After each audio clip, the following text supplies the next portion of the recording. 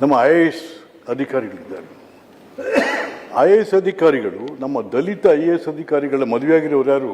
ನಮ್ಮ ಬ್ರಾಹ್ಮಣರ ಹೆಣ್ಮಕ್ಳು. ಬಹುಶಃ ನಮ್ಮ ಬ್ರಾಹ್ಮಣರಲ್ಲ, ನಾವು ಹೇಳ್ತೀವಿ ಏನೇನೋ ಅದು ಜಾತಿ ಪಾತಿ ಅಂತ.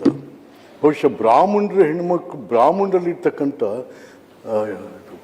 ಇದಿಲ್ಲ, ಕ್ಯಾಸ್ಟಿಸಮ್ ಅವೆಲ್ಲ ಇಲ್ಲ. ಎಸ್ ಒಪ್ಕೋತಾರೆ, ಎಸ್ ಗೋ ಇಟ್. ನನ್ನ ಭಾಳ ಜನ IAS ಆಫೀಸರ್ಸ್ ನಮ್ಮ ಸ್ನೇಹಿತರುಗಳು ದಲಿತರು, ಅವ್ರನ್ನ ಮದುವೆಯಾಗಿರೋರು ಬ್ರಾಹ್ಮಣ ಹೆಣ್ಮಕ್ಳೇ ಜಾಸ್ತಿ.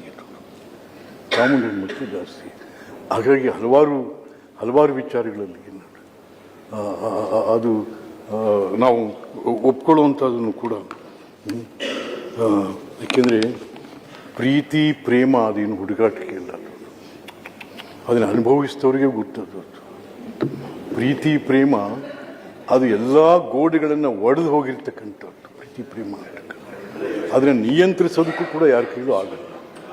ಹಾಗಾಗಿ ಅದನ್ನು ನಾವು ನಮ್ಮ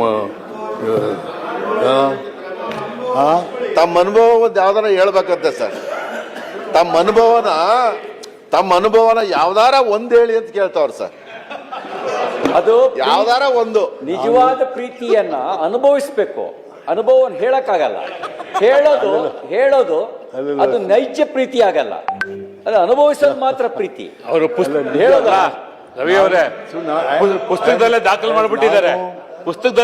ಮಾಡ್ಬಿಟ್ಟಿದ್ದಾರೆ ವಿಶ್ವನಾಥ್ ಅವರು. ನಾನು ಬರೀ ಪುಸ್ತಕ ರೂಪದಲ್ಲಿ I am A practical man. ಈಗ ನನ್ನ ಹಳ್ಳಿ ಹಕ್ಕಿ ಹಾಡು ಪುಸ್ತಕದಲ್ಲಿ ಬರೆದಿದ್ದೀನಿ. ನನ್ನ ಬಯೋಗ್ರಫಿ ಅದು ನನ್ನ ಪ್ರೀತಿ ಪ್ರಣಯ ಹೇಗೆ ಎಲ್ಲ ಆಯಿತು ಅದರಲ್ಲಿದೆ ನನ್ನ ಪುಸ್ತಕ. ಅದೇನು ಮುಚ್ಚಿಟ್ಟಿಲ್ಲ, ಯಾವುದನ್ನೆಲ್ಲ ಓಪನ್ ಆಗಿ ಬರೆದಿದ್ದೀನಿ.